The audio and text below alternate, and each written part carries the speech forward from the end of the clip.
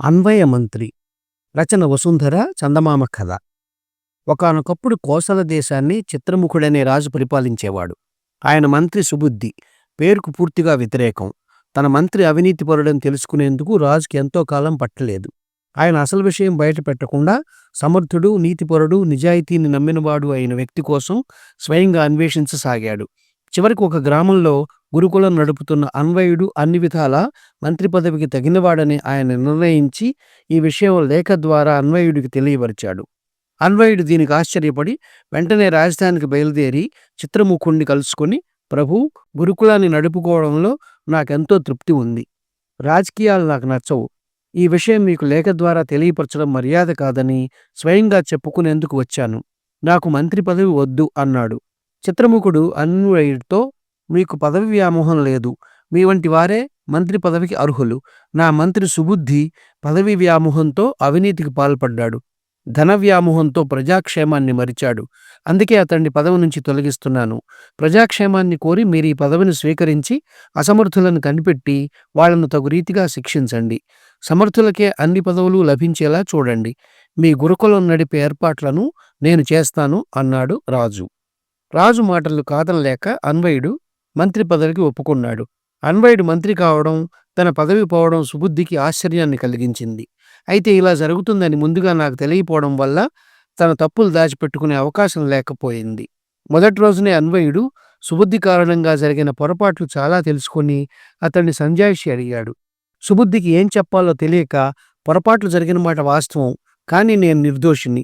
నా క్రింద పనిచేసే నా అధికారులందరినీ నేను నమ్మాను. రాజుగారికి అవసరమైన కొన్ని ముఖ్య రాజకీయ వ్యవహారాలు తప్ప మిగతావన్నీ నా క్రింది అధికారులే చూస్తున్నారు అంటూ నెపం వేరే వాళ్ల మీదకి నెట్టేశాడు. సుబుద్ధి క్రింద పనిచేసే అధికారులు 100 మంది ఉన్నారు. అన్వయుడు మరునాడు వాళ్ళందరినీ కలుసుకుని ప్రశ్నించాడు. తప్పంతా మంత్రిదేనని, ఆయన ఎలా చెబితే అలా చేశామని అధికారులు అన్నారు. అంటే మంత్రి చాలా పొరపాట్లు చేశాడు. ఇలాంటి పొరపాట్లు చేసే మనిషి దుర్మార్గుడు, స్వార్థపరుడు అయి ఉండాలి.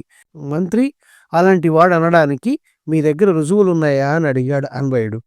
సుబుద్ధి దుర్మార్గాలను బయట పెట్టడానికి మాలో ప్రతి ఒక్కడి దగ్గర 100ల కొద్దీ రుజువులున్నాయి అన్నాడు అధికారుల్లో ఒకడు. సరే, మనం మళ్ళీ రేపు కలుసుకుందాం. అప్పుడు నేను సుబుద్ధి గురించి మీ నుంచి నాకు కావలసిన వివరాలు తెలుసుకుంటాను అని అన్వయుడు వాళ్ళందరినీ పంపించి వేశాడు. ఆ తర్వాత అన్వయుడు సుబుద్ధిని వెంటబెట్టుకుని రాజు వద్దకు వెళ్ళి, ప్రభూ, సుబుద్ధి పదవిలో తన క్రింది అధికారులను శాసించాడే తప్ప వారి నిజమైన అభిమానాన్ని పొందలేకపోయాడు. అందుకే పదవి పోగానే వాళ్ళందరూ ఇతడికి వ్యతిరేకంగా మారిపోయారు అని చెప్పాడు. అయితే ఇతడికేం శిక్ష నిర్ణయించారు అన్నాడు రాజు. ఆ విషయం రేపటికి గాని తేలదు అన్నాడు అన్వయుడు. మర్నాడు 100 మంది అధికారులను అన్వయుడు ఎలా విచారిస్తాడో చూడాలని రాజు కూడా అన్వయుడు పక్కనే ఉన్నాడు. అన్వయుడు, రాజు ఒక గదిలో పక్కపక్కనే ఆసనాల మీద కూర్చుంటే ఒక్కొక్క అధికారి విడివిడిగా వచ్చి వాళ్ళను కలుసుకున్నారు. అన్వయుడు ముందుగా వచ్చిన అధికారితో, పాత మంత్రి సుబుద్ధి గురించి నీకేం తెలుసో చెప్పు అన్నాడు. వెంటనే ఆ అధికారి సుబుద్ధికున్న దురలవాట్లన్నీ ఏకరువు పెట్టబోతే సుబుద్ధి అతన్ని వారించి, ఇవన్నీ నేను వినదలుచుకోలేదు. సుబుద్ధిలోని మంచి గుణాల గురించి కానీ, సమర్థత గురించి కానీ ఏమైనా తెలిస్తే చెప్పు, లేదా వెళ్ళిపో అన్నాడు. ఆ అధికారి ఏమీ చెప్పలేక వెళ్ళిపోయాడు. ఆ తర్వాత ఒక్కొక్కరుగా 100 మంది అధికారులు వచ్చి వెళ్లారు. వారిలో 10 మంది మాత్రం సుబుద్ధిలో కొన్ని మంచి గుణాలు ఉన్నట్లు చెప్పారు. వాటిలో ముఖ్యమైనవి ఏమంటే, సుబుద్ధి తనకిష్టమైన పనులన్నీ నయానోభయానో తన కింద ఉద్యోగుల చేత చేయించగలడన్నది. అందరూ వెళ్ళిపోయాక అన్వయుడు రాజుతో, సుబుద్ధిలోని మంచి గుణాలు చెప్పిన 10 మందిని ఉంచి మిగతా 90 మందిని అధికారం నుంచి తొలగించాలన్నాడు. అంతేకాక పాత మంత్రి సుబుద్ధిని కారాగారంలో నేరస్తుల యోగక్షేమాలు విచారించే అధికారిగా నియమించాలన్నాడు. రాజు ఆశ్చర్యపడి, ఇదేమి నిర్ణయం మీది?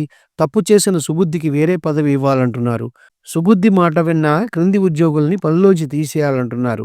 న్యాయంగా ఉందా అని ప్రశ్నించాడు. అన్వయుడు నవ్వి, ప్రభూ, సుబుద్ధి తప్పు చేసి ఉండవచ్చు, కానీ అతడి కింద పనిచేసేవారెవ్వరూ తమకతడిపై ఫిర్యాదు చేయలేదు. అంటే అతడు తన క్రింది వారిలో కొంత భయం పుట్టించాడన్నమాట. అందుకు కొంత సమర్థత అవసరం. ఆ సమర్థతను మనం ఉపయోగించుకోవాలి. తనకిష్టమైన పనులు తన క్రింది వారి చేత నయానా భయానా చేయించగల శక్తి అతడుకుంది. ఇక నుంచి కారాగారం అధికారిగా అతడు తన క్రింది వారి చేత ఏం చేయించాలో నేను నిర్ణయించి పర్యవేక్షిస్తాను.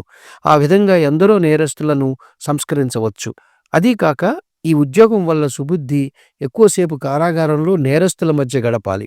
అదే అతడికి తగిన శిక్ష. ఇక సుబుద్ధి కింద పనిచేసిన ఉద్యోగులంటారా, ఎదుటివారిలో చెడునే తప్ప మంచిని చూడలేని వారు రాజోద్యోగులుగా ఉండకూడదు.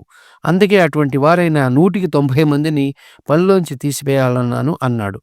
మీరు నేననుకున్న దానికంటే చాలా గొప్పవారు. మంత్రి అంటే అన్వయ మంత్రే మంత్రి అని రాజు చిత్రముఖుడు అన్వయుడిని ఎంతగానో మెచ్చుకున్నాడు. ఆ తర్వాత అన్వయుడి సమయోచితమైన సలహాలతో చిత్రముఖుడు ఎంతో కాలం సుఖంగా రాజ్యమేలాడు.